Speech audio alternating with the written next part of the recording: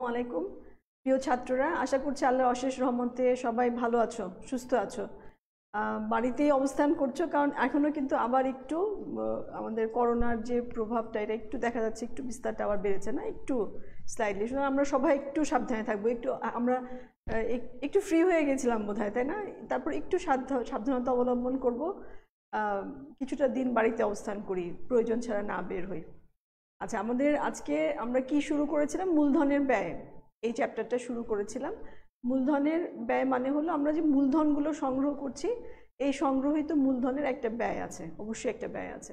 আমরা ব্যয়কে ডিফাইন করতে যেয়ে বা সংজ্ঞায়িত করতে যেয়ে আমরা কি বলেছি, যে এই মূলধন সরবরাহকারী যারা, তাদের যে প্রত্যাশিত আয় সেটাই কোম্পানির জন্য মূলধনের ব্যয়, তাই না? একটি কোম্পানি যাদের কাছ থেকে মূলধন সংগ্রহ করলো, তাদের একটা প্রত্যাশা আছে, প্রত্যাশার কারণেই কিন্তু আমরা সংগ্রহ করেছি, আর তারা হলো বিনিয়োগ করেছে। তো বিনিয়োগ তো নিঃসন্দেহে, আমরা যখন বিনিয়োগ করি তখন একটা রিটার্ন বা একটা প্রত্যাশা আমাদের থাকে, যে আমাদের একটা প্রত্যাশিত আয় থাকে। সেই প্রত্যাশিত আয়টাই হলো কোম্পানির জন্য মূলধনের ব্যয়। এবং আমরা আবারও আরেকটা কথা আমি বলেছিলাম, যে মূলধনের ব্যয়কে আমরা মিনিমাম রিকোয়ার্ড রিটার্ন আমরা বলেছিলাম, ন্যূনতম প্রত্যাশিত আয় এভাবেও বলা হয় এটাকে। কারণটা কি? কারণ হলো আমরা যখন বিনিয়োগ করছি বা আমরা যখন ব্যবসা শুরু করছি, সেখান থেকে আমাদের যে আয়টা হবে, আমরা এটা ঠিক করে নিই যে ন্যূনতম আয়টা হবে মূলধনের ব্যয়ের সমান, মিনিমাম। মূলধনের ব্যয়ের কম কখনোই আমাদের আয়টা হবে না। যদি মূলধনের ব্যয়ের কম আমাদের আয় হয়ে যায়, তাহলে সেই ক্ষেত্রে কিন্তু সেই প্রকল্পটি গ্রহণীয় না, গ্রহণযোগ্যই না, গ্রহণযোগ্যতা হারাবে। ঠিক আছে? তাহলে আমরা যে মেজারমেন্টটা করি, মেজারমেন্টের প্রথম আমাদের ধাপটাই কিন্তু থাকে, আমাদের লেভেলটাই কিন্তু থাকে ন্যূনতম প্রত্যাশিত আয়, এবং এই ন্যূনতম প্রত্যাশিত আয়টাই কিন্তু আমাদের মূলধনের ব্যয়। আমাদের একটা প্রশ্ন ছিল, যেটা আমি দেখেছি, যে সুযোগ ব্যয়ের সাথে তোমরা মূলধন ব্যয়ের যে সম্পর্কটা জানতে চেয়েছো, বা অনেক প্রশ্ন করেছো সুযোগ ব্যয় কি মূলধনের ব্যয় কিনা। অবশ্যই সুযোগ ব্যয় মূলধনের ব্যয় নয়। সুযোগ ব্যয়ের সংজ্ঞা ডিফারেন্ট, মূলধনের ব্যয়ের সংজ্ঞা ডিফারেন্ট। মূলধনের ব্যয় তো আমি বললামই, যে আমাদের মূলধন সরবরাহকারী যারা, তাদের যে প্রত্যাশিত আয়টা সেটাই আমাদের জন্য মূলধনের ব্যয়। কিন্তু সুযোগ ব্যয় কি? সুযোগ ব্যয় হলো যে আমার তো অনেকগুলো প্রকল্প থাকে, তাহলে যে প্রকল্পটি আমি গ্রহণ করলাম, সেই প্রকল্পের জন্য সুযোগ ব্যয় হবে যেই প্রকল্পগুলো আমি ছেড়ে দিয়েছি সেখান থেকে বেস্ট পসিবল যেটা, ঠিক আছে, সর্বোত্তম যেই প্রকল্পটি ছিল, সেই প্রকল্পটির সম্ভাব্য আয়। খেয়াল করো, সম্ভাব্য আয় বলেছি, ব্যয় কিন্তু কথাটা বলি নাই। তাহলে যে সম্ভাব্য যে আয়টি হতো, সেই আয়টি হলো তোমার গৃহীত প্রকল্পের জন্য সুযোগ ব্যয়। যদিও নামটা ব্যয়, কিন্তু আমরা যখন ক্যালকুলেশন করি তখন কিন্তু আয় দিয়ে ক্যালকুলেশন করি। মানে যেটা আমি ছেড়ে দিয়েছি, যেই ভালো যেই প্রকল্পটি ছিল, সেই প্রকল্পটি থেকে যে আয়টা হতো, সেই আয়টি হলো আমার গৃহীত প্রকল্পের জন্য ব্যয়, সুযোগ ব্যয়। তাহলে দুটো আমাদের ডিফারেন্ট। তাহলে এখানে সম্পর্কটা কোথায়? সম্পর্ক হলো যে এই সুযোগ ব্যয়, আমরা যখন মূলধনের ব্যয় নির্ণয় করি, তখন কিছু কিছু ক্ষেত্রে আমরা সুযোগ ব্যয়কে বিবেচনা করি। যেমন আমি তোমাদেরকে সংরক্ষিত আয়ের কথা বলেছিলাম, যে সংরক্ষিত আয়ের মাধ্যমে যদি আমরা মূলধন সংগ্রহ করি, আমাদের মূলধন সংগ্রহ করার উৎস যদি সংরক্ষিত আয় হয়, তাহলে সংরক্ষিত আয়ের ক্ষেত্রে তো আমাদের থাকে না, আমাদের তো ওখানে কোনো পার্সেন্টেজের কথা উল্লেখ থাকে না। তাহলে এখানে যদি আমরা ইকুইটির সমানই ধরে নিই, তবে তারপরে আমাদের কনসেপ্টটা এরকম, যে এই যে সংরক্ষিত আয়, এটাকে তুমি যদি সংরক্ষণ না করে যদি ডিভিডেন্ড ইকুইটি হোল্ডারদের মাঝখানে বা সাধারণ শেয়ার হোল্ডারদের মাঝখানে এটা ডিস্ট্রিবিউট করে দিতে, তাহলে তারা তো এটাকে বিভিন্নভাবে এটাকে ব্যবহার করতে পারতেন বা বিনিয়োগ করতে পারতেন। তাহলে সেই সেন্সে সেই সুযোগ ব্যয়ের কথাটা এখানে আমরা চিন্তা করি। তাহলে সংরক্ষিত আয়ের ক্ষেত্রে আমাদের সুযোগ ব্যয়ের কথাটা আমরা এখানে এভাবে বিবেচনা করছি। এছাড়াও আমি গত ক্লাসে তোমাদেরকে দেখিয়েছি যে মূলধনের ব্যয় যখন আমরা শিখেছি, তখন আমি বলেছিলাম যে এই যে মূলধন সরবরাহকারী যারা, তাদের যে প্রত্যাশা, যে তাদের একটা প্রত্যাশিত আয় আছে, তাহলে এই প্রত্যাশা তাদের কোথা থেকে তৈরি হয়েছে? এই প্রত্যাশাগুলো কিন্তু সুযোগ ব্যয় থেকেই তৈরি হয়েছে। মানে তারা যেখান থেকে সম্ভাব্য, যেখানে তারা বিনিয়োগ করতে পারতো, আমার কোম্পানিতে বিনিয়োগ না করে সে হয়তো আমাকে ঋণ দিয়েছে, বা আমার কোম্পানির শেয়ার কিনেছে, অথবা আমার কোম্পানির ডিবেঞ্চার কিনেছে। এগুলো না কিনে সে তো অন্য কোনো কোম্পানির শেয়ার কিনতে পারতো, ডিবেঞ্চার কিনতে পারতো, অথবা একদম সিকিউর যেটাকে আমরা বলি একদম সিকিউর যে ইনভেস্টমেন্ট, যে গভর্নমেন্ট ট্রেজারি বিলগুলো, এগুলো কিনতে পারতো। তাহলে সেখান থেকে যে আয়টা হতো, সেখান থেকে তাদের প্রত্যাশা তৈরি হয়েছে। তাহলে এখানেও কিন্তু একটা সুযোগ ব্যয়ের ব্যবহার আমরা দেখতে পারবো। কিন্তু সরাসরিভাবে বলা যাবে না যে মূলধনের ব্যয় হলো সুযোগ ব্যয়, ভাবে বলা যাবে না। মূলধনের ব্যয়টাকে আমরা যখন কনসিডার করি, বুঝতে যাই, তখন আমাদের সুযোগ ব্যয়ের কনসেপ্ট আমাদের কাজে লাগছে। ঠিক আছে, তাহলে আমরা সুযোগ ব্যয় কথা বললাম, মূলধনের ব্যয়ের কথা বললাম। তাহলে মূলধনের ব্যয় আমি গত ক্লাসে তোমাদের লিস্টটা দিয়েছিলাম যে আমরা কি কি পড়বো এখানে। আমাদের কথা ছিল যে আমরা বিভিন্ন উৎস থেকে যে অর্থায়ন করেছি, উৎস তো আমাদের স্বল্পমেয়াদী অর্থায়নও হয়, কিন্তু দীর্ঘমেয়াদী, তোমরা যে দীর্ঘমেয়াদী অর্থায়নের যে এটা পড়েছো, যে চ্যাপ্টারটা পড়েছো, সেখানে যে উৎসগুলো আমরা দেখেছি, সেই উৎসগুলোর ব্যয় আমরা বেসিক্যালি নির্ণয় করব। কারণ আমরা যখন পুঁজিটা তৈরি করি, আমরা যখন মূলধনটা গঠন করি, তখন কিন্তু আমাদের বেসিকটা থাকে কি, আমরা যেই দীর্ঘমেয়াদী অর্থায়ন থাকে। এবং আরেকটু জিনিস আমরা এখানে অ্যাড করতে পারি, যেমন মনে করো যে আমরা যখন স্বল্পমেয়াদী অর্থায়ন পড়েছি, তখন আমরা একদম লাস্ট যেটা পড়েছি কোথা থেকে কিভাবে আমরা অর্থায়নটা করি, সেখানে আমাদের অনেকগুলো পলিসি ছিল বা অ্যাপ্রোচ ছিল। একটা কি ছিল, আমরা বলেছি সমন্বয় পলিসি, বা আরেকটা আমরা বলেছি আগ্রাসী বা কঠোর যে নীতি, আবার আরেকটা আমরা বলেছিলাম কি যে কনজারভেটিভ বা রক্ষণশীল যে পলিসি। তাহলে রক্ষণশীল পলিসিটা কি ছিল, দেখো রক্ষণশীল পলিসির মধ্যে আমরা কি বলেছিলাম যে এরকম একটা ছিল আমাদের যে স্থায়ী যে মূলধন, যে ফিক্সড ক্যাপিটাল, আর আমাদের যে চলতি একটা মূলধন আছে, পার্মানেন্ট যে চলতি মূলধন ছিল, তাহলে সেটা এরকম যদি হয়, এবং তারপরে আমাদের টেম্পোরারি একটা ওয়ার্কিং ক্যাপিটাল, একটা হলো পার্মানেন্ট ওয়ার্কিং ক্যাপিটাল, আর এটা হলো আমাদের টেম্পোরারি ওয়ার্কিং ক্যাপিটাল। তাহলে আমাদের রক্ষণশীল যে নীতিটা আছে, রক্ষণশীল নীতিতে আমরা কি বলেছি যে এরকম একটা অ্যাভারেজ ধরা হয়েছে যে এই পর্যন্ত পুরোটাই কিন্তু আমরা কি করব, দীর্ঘমেয়াদী অর্থায়ন থেকে আমাদের অর্থায়ন হবে, তাই না? আমরা এরকম একটা বিষয় কিন্তু গত ক্লাসে দেখেছি যে আমাদের এই যে ফিক্সড যে ক্যাপিটালটা, স্থায়ী যে মূলধন, সেটা আমরা করবই, আবার চলতি মূলধনের একটা অংশ, চলতি মূলধনের যেটা পার্মানেন্ট, সেটাও আমরা দীর্ঘমেয়াদী অর্থায়ন থেকে করব। আবার এখানে যে টেম্পোরারি যে ওয়ার্কিং ক্যাপিটাল আছে, সেটারও একটা অ্যাভারেজ আমরা বলেছি যে সেখান থেকে আমরা দীর্ঘমেয়াদী অর্থায়ন থেকে করব। এতে করে সুবিধা যেটা হয় যে আমাদের লিকুইডিটি প্রবলেম কখনো হবে না। আমাদের নীতিটাই তো রক্ষণশীল নীতি, কিন্তু কস্ট বেড়ে যাবে, মূলধনের ব্যয় বেড়ে যাবে। তাহলে সেজন্য আমাদের এখানে কিন্তু পুরোটাই আমরা দেখব যে আমরা মূলধন যে গঠন করছি, সেখানে প্রায় পুরোটাই আমাদের দীর্ঘমেয়াদী অর্থায়ন থেকে। আমাদের শুধু টেম্পোরারি যে ক্যাপিটাল আছে, সেই ক্যাপিটালটা আমরা নিচ্ছি হলো স্বল্পমেয়াদী অর্থায়ন থেকে।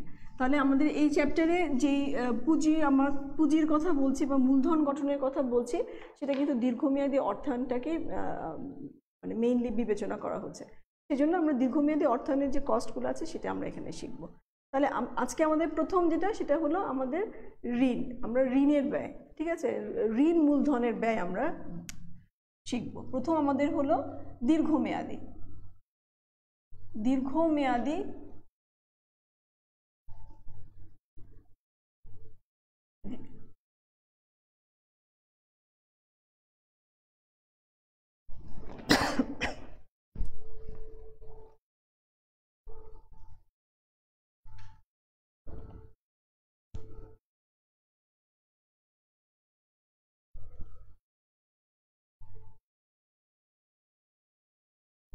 তাহলে আমরা দীর্ঘমেয়াদী ঋণ মূলধনের ব্যয় শিখব। দীর্ঘমেয়াদী কথাটা উল্লেখ করলাম, আবার একটু বলে দেই যে স্বল্পমেয়াদী নয়, হ্যাঁ, স্বল্পমেয়াদীর জন্য আমরা করছি না।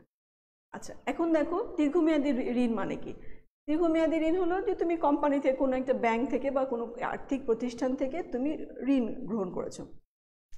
ঋণে কি বলা থাকে, মনে করো তুমি 10 লক্ষ টাকার ঋণ গ্রহণ করেছো, 10 লক্ষ টাকার ঋণ নিয়েছো, এবং সেটা বলা আছে যে সুদের হার হলো, সুদের যে হার সেটা বলা আছে মনে করো 14% বা 15%, এভাবে বলা আছে, 15%। ঠিক আছে, তাহলে তুমি যে কোনো ব্যাংক থেকে ঋণ বা লোন নিতে গেলে তোমাকে তো অবশ্যই সুদের হারটা উল্লেখ থাকে। তাহলে এই সুদের হারই তো আমাদের মূলধনের ব্যয়, তাই না? সুদের হারটাই আমাদের মূলধনের ব্যয়। তবে এই যে মূলধনের ব্যয়ের কথাটা আমি উল্লেখ করলাম যে আমাদের সুদের হার, এটাই আমাদের মূলধনের ব্যয়। এটা আমাদের কিন্তু, যেটাকে আমরা বলি কর পূর্ব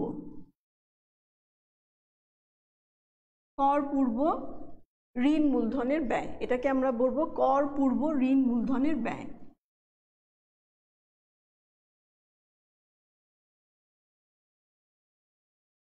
ঠিক আছে, আমাদের তাহলে একদম আমাদের লোন নেওয়ার সময় বা ঋণ গ্রহণ করার সময় যেই পার্সেন্টেজটা উল্লেখ থাকে, যে সুদের হারটা উল্লেখ থাকে, সেটা হলো আমাদের মূলধনের ব্যয়।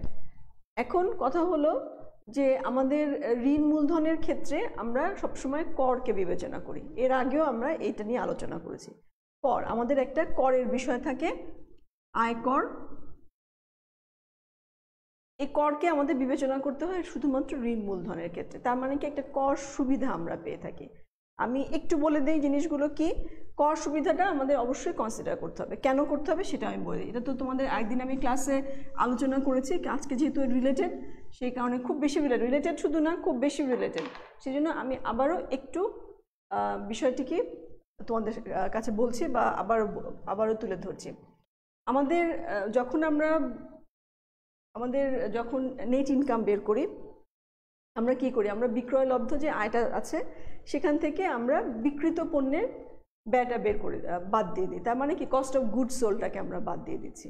তাহলে কস্ট অফ গুডস সোল্ড বাদ দিলে আমাদের আসে হলো মোট আয়, এবং মোট আয় থেকে আমরা কি করছি, প্রশাসনিক ব্যয় এবং অন্যান্য যে বাজারজাতকরণ বা বিপণন যে ব্যয়গুলো আছে সেই ব্যয়গুলোকে আমরা বাদ দিয়ে দিচ্ছি। তাহলে ব্যয়গুলো বাদ দেওয়ার পরে যে আয়টা আসছে সেটার নাম কি, সেটার নাম হলো পরিচালন ব্যয়, তাই না? সেটার নাম হলো পরিচালন আয়। তাহলে এই যে পরিচালন আয় থেকে আমরা যখন এটার সাথে আমরা কি করছি, অন্যান্য মানে পরিচালন সংক্রান্ত না, অন্যান্য আয়কে যোগ করছি এবং অন্যান্য ব্যয়কে বাদ দিয়ে দিচ্ছি। মানে আমাদের তো অ্যাক্টিভিটিস আরও আছে না, ফাইন্যান্সিং আছে, ইনভেস্টিং অ্যাক্টিভিটিস আছে, তাহলে সেই অ্যাক্টিভিটিসগুলো থেকে যে আয় বা ব্যয়গুলো হচ্ছে সেটাকে আমরা সমন্বয় করছি। তাহলে সুদটাকে বাদ দেওয়ার ঠিক আগের মুহূর্তের যেই আয়টা, সেই আয়টার নাম হলো আমাদের কি, সুদ ও কর পূর্ব মুনাফা বা আয়। ঠিক আছে, তাহলে আমাদের এটাকে আমরা বলি earning before interest and tax. ঠিক আছে, ইবিআইটি, এটার নাম হলো EBIT, earning before interest and tax. তাহলে সুদ ও কর পূর্ব মুনাফা। তাহলে সুদ ও কর পূর্ব মুনাফা যা আসছে সেখান থেকে আমরা বাদ দিয়ে দিচ্ছি কাকে, সুদকে, সুদ বাদ দিচ্ছি। তাহলে সুদ বাদ দিলে আমাদের যেই অ্যামাউন্টটা থাকছে সেটাকে আমরা বলছি সুদ বাদ, সুতরাং এটা হলো কর পূর্ব মুনাফা, তাই তো, তাই না? আর্নিং বিফোর ট্যাক্স, ইবিটি, মানে এখন আয় বাদ হয়ে গেছে, ইবিটি। এরপরে আমরা এখান থেকে বাদ দিচ্ছি আমরা করকে,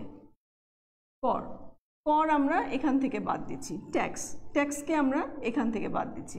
এখানে ট্যাক্স যখন আমরা বের করলাম তখন এটাকে আমরা বলি ইএটি বা কর পরবর্তী মুনাফা,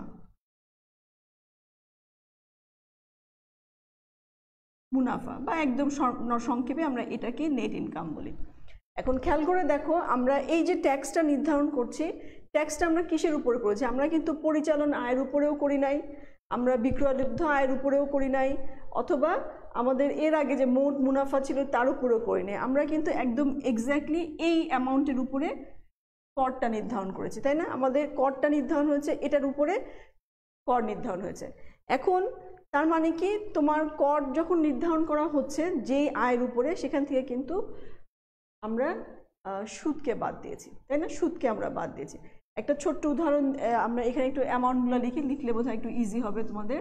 মনে করো আমাদের এখানে 1000 টাকা হলো আমার ইবিআইটি, 1000 টাকা, সরি 1100 টাকা লিখি, কারণ তাহলে একটা সুন্দর অ্যামাউন্ট আসবে, আমাদের বুঝতে সুবিধা হবে। তাহলে সুদ মনে করো 100 টাকা আছে, সুদ 100 টাকা, 100 টাকা, তাহলে আমাদের ইবিটি হলো 1000 টাকা। এখন ট্যাক্স মনে করো দেওয়া আছে, 50% আমরা ট্যাক্স দিয়েছি, 50% ট্যাক্স।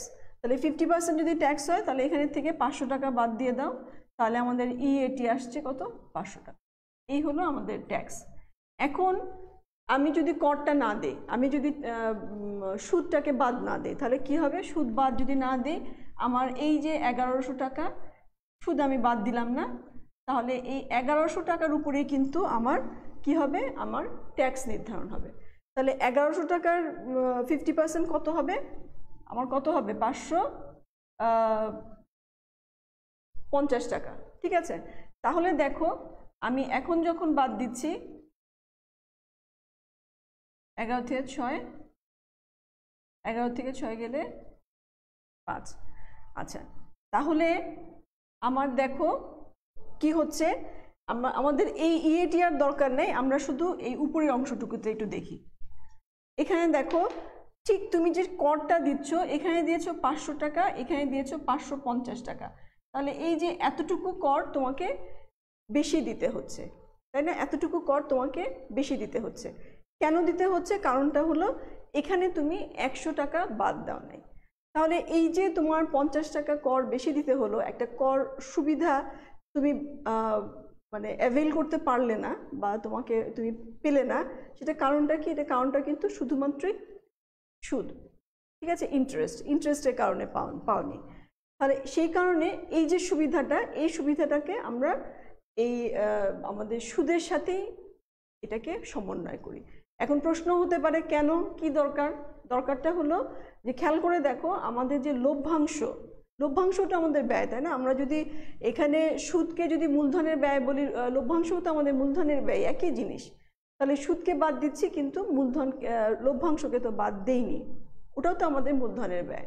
তাহলে লভ্যাংশতে আমি তো এই সুবিধাটা পাইনি, আমি পেয়েছি সুদের ক্ষেত্রে। সুদটাকে ধরা হয়েছে আমাদের যে এনবিআর আছে, মানে আমাদের ইনকাম ট্যাক্স কীভাবে আমরা দিব, আমাদের অনুমোদনযোগ্য খরচগুলো কি হবে, এগুলো একটা নির্ধারিত নিয়মকানুন আছে।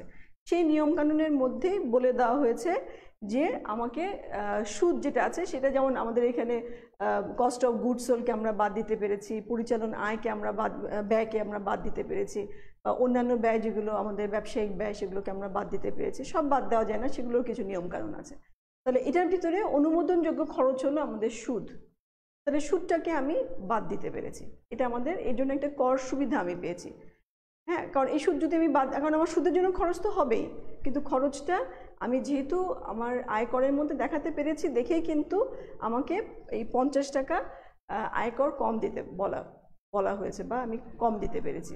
তাহলে এই যে একটা সুবিধা আমি পেলাম, এই সুবিধাটা কেন পেয়েছি? শুধুমাত্র কিন্তু সুদের কারণে পেয়েছি, মানে আমি যে ঋণ মূলধন নিয়েছিলাম সেই ঋণ মূলধনের জন্য পেয়েছি। এটা কিন্তু আমার যে সাধারণ শেয়ারের থেকে যে মূলধন সংগ্রহ করেছি, বা প্রেফার্ড শেয়ারের থেকে যে মূলধন সংগ্রহ করেছি, সংরক্ষিত আয় থেকে যে মূলধন সংগ্রহ করেছি, সেখানে এই সুবিধাটা পাইনি। তাহলে আমি এখন যেটা প্রশ্ন তোমাদের মনে অনেক সময় তৈরি হয়ে যাবে, এর আগে আমি দেখেছি প্রশ্নটা, কেন, দরকারটা কি? অন্যগুলোর সাথে তো করি না, আমাদের বিকৃত পণ্যের ব্যয় আছে ওগুলোর সাথে করি না, ওগুলো প্রয়োজন নেই, প্রয়োজন হয়নি, কারণ ওটার সাথে তো আমি লভ্যাংশকে তুলনা করছি না, আমি তুলনা করছি সুদের সাথে লভ্যাংশের। তাই লভ্যাংশে আমার এই সুবিধাটা নাই, আর সুদের মধ্যে এই সুবিধাটা আছে। তাহলে আমি যদি একদম পুঙ্খানুপুঙ্খভাবে নিখুঁতভাবে যদি আমি মূলধনের ব্যয়টাকে নির্ণয় করতে চাই, তাহলে আমি অবশ্যই আমাকে এই সুবিধাগুলোকে বিবেচনা করতে হবে, ঠিক আছে? সেই কারণে আমরা সুদটাকে কিন্তু যখনই ঋণ মূলধন ব্যবহার করি, তখনই আমরা কিন্তু এই যে আমাদের কর সুবিধা, এই সুবিধাটাকে দেখাই।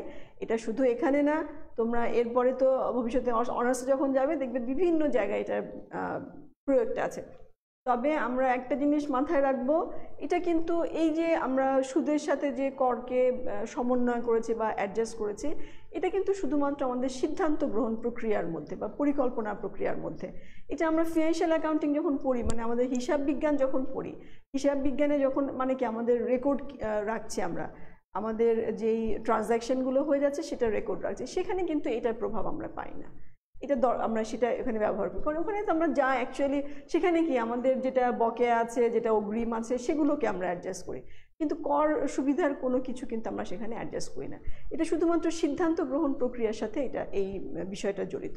তাহলে আমরা একটু বুঝে ফেললাম নিশ্চয়ই, আমি আশা করি আজকের পর থেকে কারো এই সমস্যা থাকবে না, এবং এটা অবশ্যই এখানে ভালো করে বুঝে নিবে। কারণ হলো যে এই বিষয়টি তোমাদের ভবিষ্যতে অনার্স লেভেলে যখন যাবে ইনশাল্লাহ, তখন সব কিছুতে ব্যবহার করতে হবে। ঋণ মূলধন মানেই হলো কর সুবিধা আছে, অনেক কিছুতে তোমাদের এই বিষয়টি ব্যবহার করতে হবে, এবং এই চ্যাপ্টারেও আমরা পাবো যে আমাদের এই কর সুবিধা আমরা ব্যবহার করব। এবং তোমাদের একটা সবসময় অনেক সময় প্রশ্ন আসে যে কোনটি মূলধনের ব্যয় কম, ঋণ মূলধনের ব্যয় নাকি আমাদের সাধারণ শেয়ারের ব্যয়? অবশ্যই ঋণ মূলধনের ব্যয় কম, কারণ এখানে একটি কর সুবিধা আছে। কিন্তু তারপরেও আমরা পুরো ঋণ মূলধন দিয়ে আমাদের যেই মূলধন কাঠামো যেটা আছে সেই কাঠামো আমরা তৈরি করি না, কারণ আমাদের ওখানে ঋণ মূলধনের ব্যয় কম হলেও আমাদের যে সমস্যাটা হয় সেই সমস্যাটা হলো যে এখানে ঝুঁকি আছে প্রচুর। কারণ লভ্যাংশের ক্ষেত্রে কি হবে, তোমার লাভ হলে লাভের অংশ তুমি দিবে, কিন্তু সুদ তো আর লাভের অংশ না, সুদ হলে তোমাকে দিতেই হবে, তোমার এটা ব্যয়, একদম একটা পুরোপুরি ব্যয় আর কি। এই ব্যয়টা তোমার অ্যাভয়েড করার কোনো উপায় নাই, বরঞ্চ তুমি দিতে না পারলে তোমার কোম্পানি দেউলিয়া হয়ে যেতে পারে। সুতরাং এই যে আর্থিক যেই ঝুঁকি, এই ঝুঁকির কারণে কিন্তু আমরা বলি যে ঋণ মূলধন নিঃসন্দেহে খুব ভালো, আমাদের ব্যয় কমে আসে, আমাদের মূলধনের ব্যয়টা কমে আসে, কিন্তু আমরা পুরো আমাদের মূলধন কাঠামো কখনোই ঋণ মূলধন দিয়ে তৈরি করব না। কারণ হলো এখানে ঝুঁকি অনেক বেশি, ঝুঁকিটাও কমাতে হবে আমাদের। শুধু আয়ের কথা চিন্তা করলে তো হবে না, আমাদের ঝুঁকিটাও কথা চিন্তা করতে হবে। আচ্ছা, তাহলে আমরা যেটা বলছিলাম সেটা আমি সেই জায়গাটা আবার ফেরত আসি। তাহলে আমাদের যখন সুদের হার যেটা বলা থাকে, সুদের হার যখন তুমি ঋণ গ্রহণ করছো, সুদের হার যেটা বলা থাকে সেটা ধরো বলা আছে 15%। তাহলে এই সুদের হারটাই হলো আমাদের, এটা আমাদের কি, এটা হলো কর পূর্ব ঋণ মূলধনের ব্যয়। এটা আমাদের কর পূর্ব ঋণ মূলধনের ব্যয়, ঠিক আছে। আচ্ছা, তাহলে তার মানে কর পরবর্তী আছে, তাহলে কর পরবর্তী ঋণ মূলধনের ব্যয় কি হবে? কর পরবর্তী ঋণ মূলধনের ব্যয় কি হবে? আমরা এই যদি আমরা 15% ধরি তাহলে আমাদের কি হবে? টি হবে, মানে 1 - টি। এখন মনে করো যদি কর হার যদি মনে করো 50% যদি হয়, তাহলে আমাদের এটা কি হবে? 15 1 মাইনাস, ঠিক আছে। তাহলে আমাদের এটা মানে 50% বাদ দিয়ে দিলে আমাদের কত? 7.5 মূলধনের ব্যয় হবে। তাহলে কোথায় 15%, কোথায় 7, একদম হাফ হয়ে গেল, তাই না? তাহলে এখানে তো এটা বিশাল একটা সুবিধা। এখানে আমরা ছোট ছোট অ্যামাউন্টে দেখছি দেখে মনে হয় যে কি আর এমন সুবিধা, কিন্তু তুমি যখন একটা বড় কোম্পানির কথা চিন্তা করো যেখানে কোটি কোটি টাকার ব্যবসা, সেখানে তোমাকে হয়তো যেই ইন্টারেস্টে তুমি বার্ষিক যেই সুদটা তুমি প্রদান করছো সেটা অনেক অ্যামাউন্ট, তো সেখানে 50% তো অনেক, তাই না? 50% অনেকটা টাকা তোমার সেভ হয়ে যাচ্ছে। তো সেই কারণে আমরা ঋণ মূলধনের ব্যয়ের ক্ষেত্রে অবশ্যই কর সুবিধাটাকে চিন্তা করব। আচ্ছা, এখন প্রশ্ন হলো, দুটো ব্যয় পেলাম আমাদের দীর্ঘমেয়াদী ঋণ মূলধনের ক্ষেত্রে, দুটো ব্যয় পেয়েছি।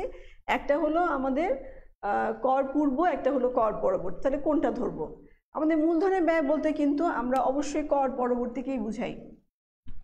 তাহলে মূলধনের ব্যয় বলতে আমরা কর পরবর্তীকেই বুঝাই। যদি তোমার অঙ্কে ট্যাক্সের রেট থাকে তুমি অবশ্যই কর পরবর্তীতে ধরবা, কিন্তু যদি ট্যাক্স রেট না থাকে সেক্ষেত্রে আমরা যেটা আমাদের কর পূর্ব যেটা আছে সেটা, মানে যেই সুদের হারটা দেওয়া আছে এটাই আমরা ধরে নেব। তবে যদি আমাদের অ্যাভেলেবেল থাকে, ইনফরমেশন যদি অ্যাভেলেবেল থাকে, অর্থাৎ কথাটা মানে কি, মানে হলো আসলে আমরা কর পরবর্তী যে মূলধনের ব্যয় আমাদের যেটা আসছে, ঋণ মূলধনের ব্যয়, সেটাই আমাদের ঋণের জন্য মূলধনের ব্যয়, কর পূর্বটা নয়। কিন্তু অনেক সময় এরকম হয় যে আমাদের অঙ্কে ট্যাক্সের দেওয়া নাই, মানে আমরা অনেকে আছে যে অ্যাজিউম করে নেই 50% বা 40% অ্যাজিউম করে নিই। অ্যাজিউম করে নিলেও অসুবিধা নাই, মানে অনুমান করে নিলে। তবে আমাদের যদি তুমি অনুমান করে না নাও সেক্ষেত্রে তোমার এই যেটা সুদের হার যেটা দেওয়া থাকবে সেটাই, ঠিক আছে। তাহলে আমরা ঋণ মূলধনের ব্যয়টা বুঝে নিলাম যে আমাদের দীর্ঘমেয়াদী যে ঋণ সেই মূলধনের ব্যয়টা কি। এখন দেখো, এই যে আমাদের ঋণ বলতে তো আসলে শুধুমাত্র ঋণ না, আমাদের ঋণের মধ্যে আরও কি কি আছে? ঋণের মধ্যে আমাদের ঋণপত্র আছে না, বা আমরা ডিবেঞ্চার বলি, ডিবেঞ্চার, বা আমরা বন্ডও বলছি না, বন্ড। তাহলে ঋণপত্র বা ডিবেঞ্চার বা বন্ড, এভাবে আমরা আমাদের ঋণ গ্রহণের যে অন্যান্য যে ইনস্ট্রুমেন্টগুলো আছে, আমাদের একটা ইনস্ট্রুমেন্ট তো সরাসরি আমরা নিয়ে নিলাম ব্যাংকের কাছ থেকে, এটা ছাড়াও আমরা ঋণপত্র বা ডিবেঞ্চার এবং বন্ডের মাধ্যমে আমরা ঋণ গ্রহণ করে থাকি। তাহলে এগুলোর জন্য আমাদের ব্যয়টা কীভাবে বের করবো? দুটোর মধ্যে পার্থক্যটা কোথায় দেখো। ঋণের ক্ষেত্রে তো তুমি সরাসরি যেটা বলছো যে আমি 10 লক্ষ টাকা ঋণ গ্রহণ করেছি, এটাই, আর এখানে আর কোনো ভ্যারিয়েশন নেই। কিন্তু বন্ডের ক্ষেত্রে কি হয় দেখো, এরকম একটা বন্ড, এরকম একটা লিগ্যাল একটা ডকুমেন্ট হয়তো ইস্যু করা হয়। এখানে তোমরা তো সবাই ইন্টারনেট ব্যবহার করতে জানো, একটু ঢুকে ইন্টারনেটে তুমি দিবে ইমেজেস অফ বন্ড সার্টিফিকেট, দেখবে যে অনেক ধরনের ইমেজেস তুমি পাবে। একটু দেখে নেবে যে কিরকম হয়। বিভিন্ন এখানে কারুকাজ বিভিন্ন নকশায় থাকে, এক এক কোম্পানি এক এক রকম। তাহলে এই কোম্পানিগুলো কি করছে, তারা মূলধন বাজারে তারা বন্ড ইস্যু করছে, এবং বন্ডে এরকম চেহারা, হয়তো বন্ডে এখানে কি থাকে, নাম থাকবে কে কিনছে বন্ডটা, এবং এখানে ফেস ভ্যালুটা থাকবে, ফেস ভ্যালু, মানে কত মূল্যের এই বন্ডটা, মানে আমাদের টাকায় যেরকম থাকে না 500 টাকার নোট 100 টাকার নোট, সেরকমভাবে বন্ডের মধ্যে একটা টাকার মূল্য থাকে যে এই হবে, এবং এখানে ম্যাচুরিটি ডেট থাকে, ম্যাচুরিটি ডেট থাকে, সব বিষয়ে থাকবে না, আমরা চিরস্থায়ী বন্ড দেখবো সেক্ষেত্রে থাকবে না। তাহলে আমাদের এই যে ঋণপত্র এবং ডিবেঞ্চার যেগুলো আছে সেগুলো এরকম একটা চেহারা। তাহলে এখানে আমাদের যে ফেস ভ্যালুটা থাকে, মনে করো এখানে যদি 10,000 টাকা একটা ফেস ভ্যালু আমাদের হয়, যে 10,000 টাকার একটা বন্ড ছাড়া হলো, এখন এই 10,000 টাকার বন্ডটা যে 10,000 টাকায় ছাড়া হবে নট নেসেসারিলি, এটাকে হয়তো অধিহার বা অবহারেও আমরা এটাকে ইস্যু করা হয়। অধিহার মানে প্রিমিয়ামে ইস্যু করলাম, অথবা অবহারে মানে হলো আমরা ডিসকাউন্টে ইস্যু করলাম। আবার এটা যে ম্যাচিউর ভ্যালু, মানে মনে করো যে এখানে ম্যাচুরিটি ডেট হয়তো বলা আছে যে আফটার 6 ইয়ার্স এটা ম্যাচিউর হবে, হ্যাঁ 6 বছরের জন্য এই বন্ডটা ইস্যু করা হয়েছে। তাহলে 6 বছর পরে যিনি টাকাটা পাবেন তিনি যে 10,000 টাকায় পাবেন এটাও আবার নির্ধারিত নয়, এটা অনেক সময় অনেক রকম থাকে, কখনো 10,000 টাকা পায়, কখনো বেশি হতে পারে। তাহলে এরকমভাবে একটা ইস্যু করা হয়। তাই আমাদের যে ঋণ মূলধন আর এটার মধ্যে পার্থক্য হলো, ঋণ যখন তুমি 10 লক্ষ টাকা নিচ্ছ 10 লক্ষ টাকা, কিন্তু এখানে তোমার যে পেপারটা আছে যে সেটার যে ফেস ভ্যালু আছে, ফেস ভ্যালু থেকে কম মূল্যেও তুমি বন্ডটাকে বিক্রি করতে পারো, বেশি মূল্যেও বিক্রি করতে পারো, আবার ম্যাচুরিটিতে যে তোমার কম বেশি হতে পারে। তাহলে এভাবে আমাদের জিনিসগুলো আমরা পাই আমাদের ঋণপত্র এবং বন্ডের ক্ষেত্রে। এখন বন্ড দু ধরনের আছে, বা ঋণপত্র বন্ড যেটাই বলো না কেন দু ধরনের আছে, একটা হলো পরিশোধযোগ্য আর একটা হলো অপরিশোধযোগ্য। তাহলে আমাদের দুই ধরনের বন্ড আমরা পাবো। যদি ধরুন আমরা বলি, একটা হলো অপরিশোধযোগ্য, অপরিশোধযোগ্য বন্ড বা ডিবেঞ্চার যাই বলো না কেন। তাহলে অপরিশোধ্য মানে হলো ইররিডিমেবল বন্ড, ঠিক আছে, বা ডেট যেভাবে বলো না কেন, ইররিডিমেবল বন্ড হতে পারে, ডেট হতে পারে, যেভাবে তুমি উল্লেখ করো, ঠিক আছে। আরেকটা হলো আমাদের পরিশোধযোগ্য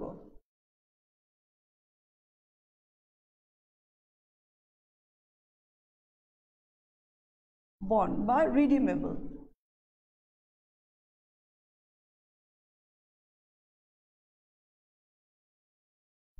রিডিমেবল বন্ড, তাহলে দুটোর মধ্যে পার্থক্য কোথায়? রিডিমেবল বন্ড আর ইরিডিমেবল বন্ডের মধ্যে পার্থক্য হলো, আমরা যেটাকে অপরিশোধযোগ্য বলছি এটাকে চিরস্থায়ীও বলা হয়, আরেকটা নাম কি, আরেকটা নাম হলো চিরস্থায়ী, ঠিক আছে, আরেকটা নাম হলো চিরস্থায়ী। তাহলে এই ধরনের বন্ডের ক্ষেত্রে কি হচ্ছে, এই ধরনের বন্ডে আমরা এই রিডিমেবল বন্ডের ক্ষেত্রে আমাকে এটার ম্যাচুরিটি ডেটটা বলা থাকে না, হ্যাঁ, এটা তোমার একটা কোম্পানির একদম শেষ পর্যন্ত, মানে এটা ডিসলভ হওয়ার আগ পর্যন্ত এই বন্ডটা চলবে। ডিসলভ মানে কোম্পানি যখন অবসায়নে যাচ্ছে বা কোম্পানি লিকুইডিটি হয়ে যাচ্ছে, মানে কোম্পানি বন্ধ হয়ে যাচ্ছে, সেই পর্যন্ত কিন্তু এই বন্ডগুলো কন্টিনিউ করে। এই জন্য এটাকে আমরা বলছি অপরিশোধযোগ্য, মানে এটাকে পরিশোধ করতে হচ্ছে না, তার মানে এখানে কোনো ম্যাচুরিটি ডেট দেওয়া থাকবে না।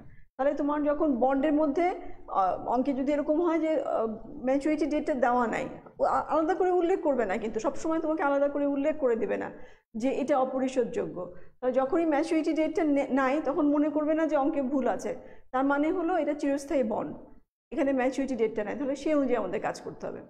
আর পরিশোধযোগ্য, যেটা পরিশোধযোগ্য যে বন্ডটা, এই বন্ডের ক্ষেত্রে ম্যাচুরিটি ডেটটা থাকবে, মানে একটা নির্দিষ্ট সময় পরে এটা পরিশোধ করা হবে, যেটা আমরা নর্মালি যে বন্ডের যে চেহারাটা দেখি বা যেভাবে আমরা পরিচিত সেটাকে আমরা পরিশোধযোগ্য বন্ড বলছি। তাহলে এই দু ধরনের বন্ড আমরা পাবো। তাহলে নিঃসন্দেহে দু ধরনের বন্ড, যেহেতু এখানে বৈশিষ্ট্যটা আলাদা, তাহলে আমাদের মূলধনের ব্যয় বের করার জন্য আমাদের ফর্মুলাটাও আলাদা হবে। তাহলে আসো আমরা একটা একটা করে একটু দেখে নিই যে আমাদের কি হবে, হ্যাঁ আমরা একটু দেখে নিই। আচ্ছা, যেমন এই পরিশোধযোগ্য বন্ডের ক্ষেত্রে আমরা কি করব, এখানে আমাদের কি হচ্ছে, আমাদের মূলধনের ব্যয় মানে কি, আমরা বলেছি যে আমাদের যে মূলধন সরবরাহকারী তাকে আমাদের যা দিতে হয় তার যা প্রত্যাশা অনুযায়ী তো তাকে আমরা দিচ্ছি, তাহলে তাকে যা দিতে হচ্ছে সেটাই হলো আমার জন্য ব্যয়, তার যেটা প্রত্যাশিত হয় সেটা আমার জন্য ব্যয়, তার মানে হলো আমি তাকে যা প্রদান করছি। তাহলে আমার যখন বন্ড বা ঋণ, তখন আমি কি প্রদান করছি, আমি সুদ প্রদান করছি, তাই না, আমি তাহলে সুদ প্রদান করছি। তাহলে আমার সুদের জন্য আমি যখন এই কস্ট অফ মূলধনের এই বন্ডের ঋণ মূলধনের ব্যয় যখন বলবো, ঋণ মূলধনের ব্যয় আমরা এটাকে কে ডি দ্বারা প্রকাশ করি। কে আমাদের মূলধনের ব্যয় আমরা কে দিয়ে প্রকাশ করি, ডি হলো ডিবেঞ্চার বা ডেট, ঠিক আছে। তাহলে এখানে আমরা দেখো সূত্রটা লিখি হলো আই,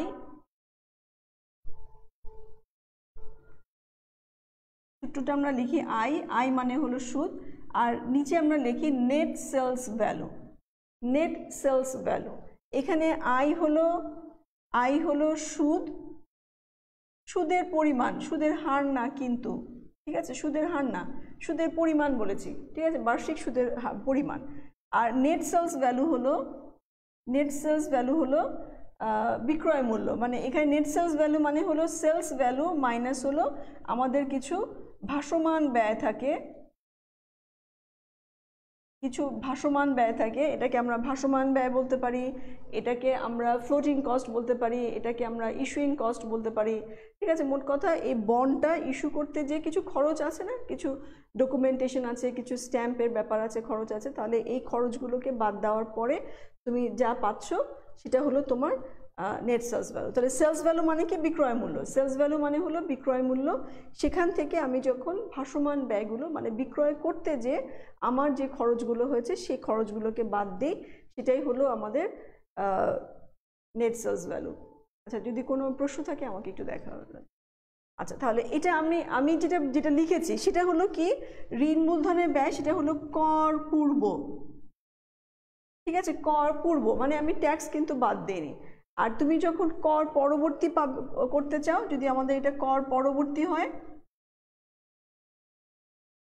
যদি কর পরবর্তী হয় তাহলে এখানে 1 মাইনাস টি,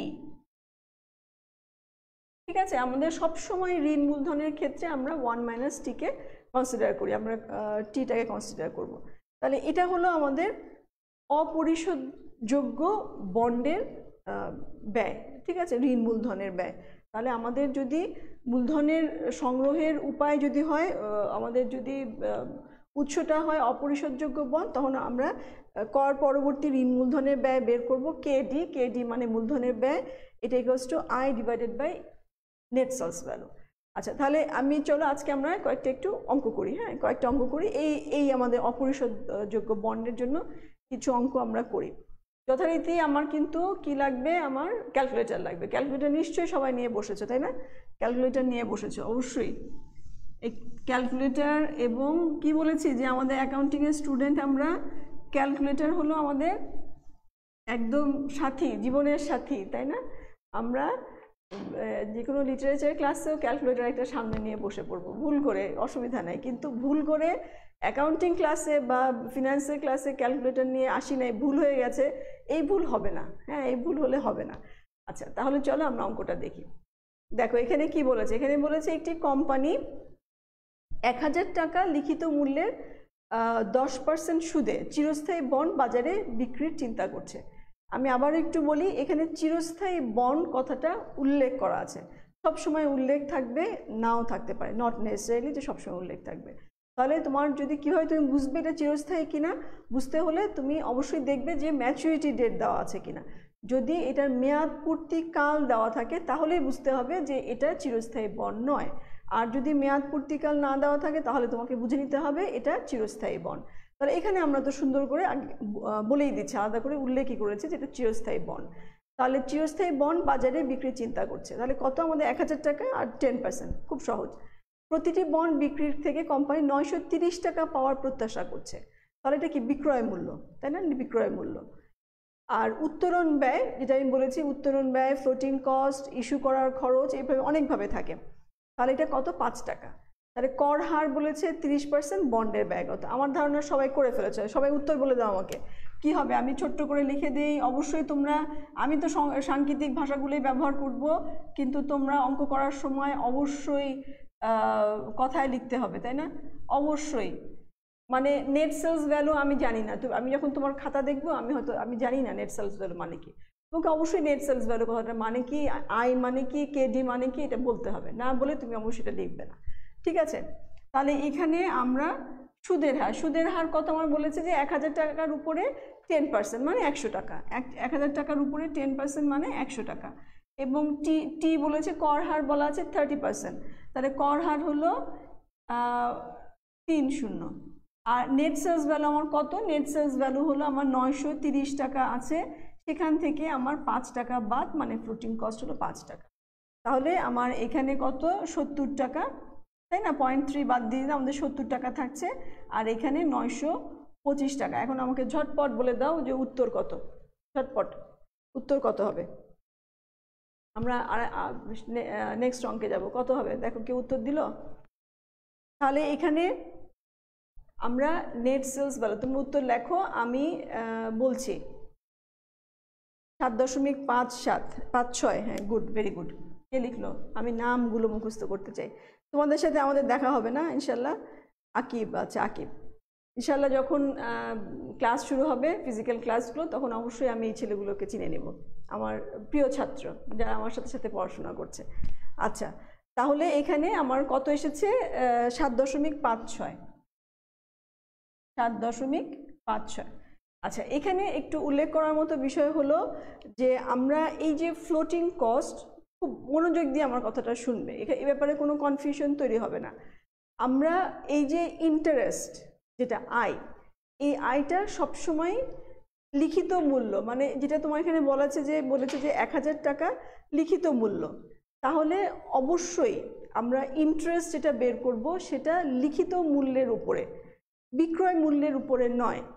আমি আবারও রিপিট করছি কথাটা, তোমাকে যে সুদের কথাটা বলা হয়েছে, তুমি সুদের পরিমাণটা যে বের করবে, এখানে লিখিত মূল্য আছে, লিখিত মূল্যকে আমরা অনেক সময় অভিহিত মূল্য বলি, ইংলিশে এটাকে ফেস ভ্যালু বলা হয়।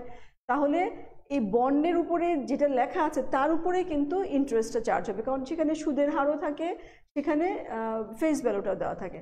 তাহলে এই সুদের হারটা অবশ্যই লিখিত মূল্য বা অভিহিত মূল্যের উপরেই তোমাকে ধরতে হবে, অবশ্যই বিক্রয় মূল্যের উপরে নয়। ঠিক আছে, এটা একটা কথা। আর দ্বিতীয় কথা হলো যে এই যে আমরা ফ্লোটিং কস্টের কথা বলছি, ফ্লোটিং কস্ট বা আমাদের যে ভাসমান ব্যয় বা আমাদের এই বন্ড বা শেয়ার ইস্যু করা, এটা সব ক্ষেত্রে, বন্ড শেয়ার সব ক্ষেত্রে, যদি বন্ড বা শেয়ার ইস্যু করার জন্য যে খরচ, এই খরচটা অনেক সময় পার্সেন্টেজে দেওয়া থাকে। এখানে যেমন একদম 5 টাকা বলা আছে, অনেক সময় এটা পার্সেন্টেজে বলা থাকে। এই পার্সেন্টেজটা সবসময় বিক্রয় মূল্যের উপরে, লিখিত মূল্যের উপরে নয়। ঠিক আছে, আমি কি বোঝাতে পেরেছি? কি বলেছি যে ইন্টারেস্ট যেটা সুদ, সেটা সবসময় তুমি এটাকে সুদ বের করার জন্য লিখিত মূল্যটাকে ব্যবহার করবে, আর ভাসমান যে খরচ, এটার জন্য সবসময় বিক্রয় মূল্যকে ব্যবহার করবে। কারণ আমরা যে বন্ডটাকে আমরা যখন ইস্যু করি, তখন যে কমিশন বা বিভিন্ন খরচগুলো থাকে, সেগুলো কিন্তু আসলে আমাদের বিক্রয় মূল্যের উপরেই আমরা ব্যবহার করে থাকি। তাহলে এটা গেল আমাদের প্রথম উদাহরণটা আমরা দেখলাম। এবার দ্বিতীয় উদাহরণে যাও, আমাদের সূত্রটা থাকুক। দ্বিতীয় উদাহরণ 2 নম্বরে আমরা দেখি, উদাহরণ 2টাতে একটু দেখি আমরা। আচ্ছা দেখো, উদাহরণ 2-এ কি বলা হয়েছে যে সুরমা কোম্পানি 15% সুদে 1000 টাকা মূল্যের অপরিশোধযোগ্য হবে, এই যে একটু ভুল আছে, অপরিশোধযোগ্য বন্ড 10% অধিহারে ইস্যু করেছে। ঠিক আছে, তাহলে ইস্যু করেছে 10% অধিহারে, মানে প্রিমিয়াম সহ ইস্যু করেছে। কর হার হলো 30%। কর হার কত? কর হার হলো 30%। উত্তরণ ব্যয় বা ভাসমান ব্যয় যেটা আমরা বলছি, উত্তরণ ব্যয় এটার নাম। তাহলে উত্তরণ ব্যয় যেটা, সেটা বিক্রয় মূল্যের 1%। দেখো এখানে একদম সুন্দর করে বলেই দিয়েছে যে বিক্রয় মূল্যের 1%। সবসময় তোমাকে বলে দিবে না, হয়তো ছোট্ট করে লিখে দিল উত্তরণ ব্যয় 1%। তাহলে অবশ্যই আমরা বিক্রয় মূল্যই ধরবো, বিক্রয় মূল্যটাই আসলে রাইট। যদি অঙ্কে অন্য কিছু বলা থাকে, হয়তো অঙ্কের খাতিরে লেখা থাকতে পারে, কিন্তু আমাদের এটা মানে প্র্যাকটিক্যাল যেটা, সেটা আমাদের বিক্রয় মূল্যের উপরেই 1%। কর পরবর্তী ঋণের ব্যয় নির্ণয় করো। ঋণের, আমাদের এর আগের অঙ্কে বোধহয় খুব সম্ভবত কর পরবর্তী কথাটা লেখা ছিল না, ঋণের ব্যয় লেখা ছিল। কর থাকলে তুমি ঋণের ব্যয়টা কর পরবর্তী ব্যবহার করবে। আমরা বললাম, প্রথমেই বলেছি যে মূলধনের ব্যয় মানেই হলো কর পরবর্তী, যদি করটা উল্লেখ থাকে। আচ্ছা, তাহলে কর পরবর্তী ঋণের ব্যয় নির্ণয় করতে বলেছে। আচ্ছা, এখানে দেখো আমাদের কি বলেছে, আমরা যদি একটু দেখি আমাদের সুদ কত। সুদ আছে, আয় হলো এখানে আমাদের 15%, তার মানে 150 টাকা সুদ। ঠিক আছে। আর আমাদের কি লাগবে, টি বলে দিয়েছে, টি হলো 30% বলা আছে। আর লাগবে হলো net sales value. Net sales value হলো, সেলস ভ্যালু বলেছে কত, 10% অধিহারে, 10% অধিহারে। তাহলে আমরা আগে সেলস ভ্যালুটাকে লিখি। সেলস ভ্যালু হলো 1000 টাকার উপরে আবারও 10% হারে। ঠিক আছে, 1000 টাকার উপরে তুমি 10% অধিহারে বিক্রি করো, তাহলে 1000 উপরে 10% মানে 100 টাকা, তার মানে তুমি 1100 টাকায় বিক্রি করেছো। ঠিক আছে, এটা 1100 টাকায় বিক্রি করা হয়েছে। তাহলে নেট সেলস ভ্যালু কত হবে? নেট সেলস ভ্যালু হলো আমার এই যে উত্তরণ ব্যয়টা, সেটা বলেছে যে আমাদের বিক্রয় মূল্যের উপরে 1%, বিক্রয় মূল্যের উপরে 1%। তাহলে আমাদের সেলস ভ্যালু যদি 1100 টাকা হয়, তাহলে এখান থেকে আমরা বাদ দিব হলো 1100 ইন্টু 1%। 1% মানে হলো কত, 11 টাকা। তাহলে আমাদের এখানে 1100 মাইনাস 11, তার মানে কত থাকছে এখানে, 9801, 1089। ঠিক আছে, 1089। এই হলো আমাদের বিষয়টা। তাহলে এখানে আমরা একটু অ্যামাউন্টটা বসাই, এটা 150, 1 মাইনাস 30 আর ডিভাইডেড বাই হলো আমাদের কত, 1089। উত্তর চাই, উত্তর, উত্তর দেখো, উত্তর কি হবে আমাকে বলে দাও। 10.6 হয়েছে আমাদের। বইয়ের উত্তর কিন্তু 9 ছিল বোধহয়, একটু আবার একটু ভালো করে ই করো। 10 কেন, ইসের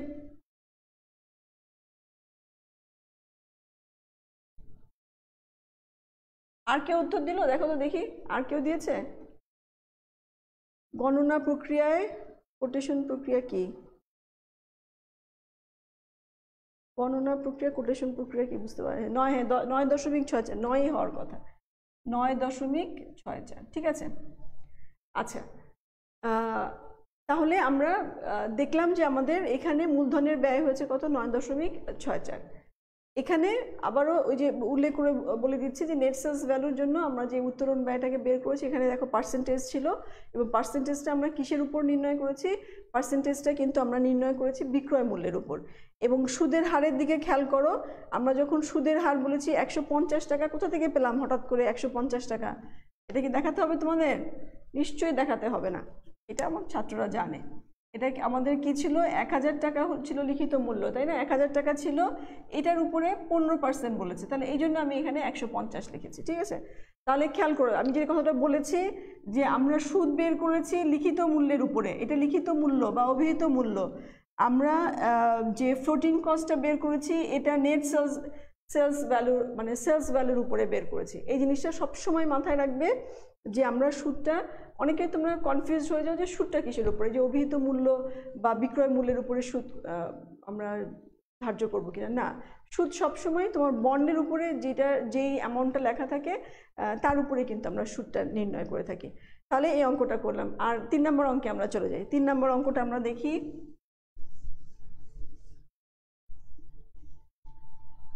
3 নম্বর অঙ্কটা আমরা দেখি। এখানে কি বলেছে, Shyamal and Sanjida group of company 7% সুদে 1000 টাকা মূল্যের অপরিশোধযোগ্য বন্ড বিক্রয়ের সিদ্ধান্ত নিল। কোম্পানি কর হার হলো 40%।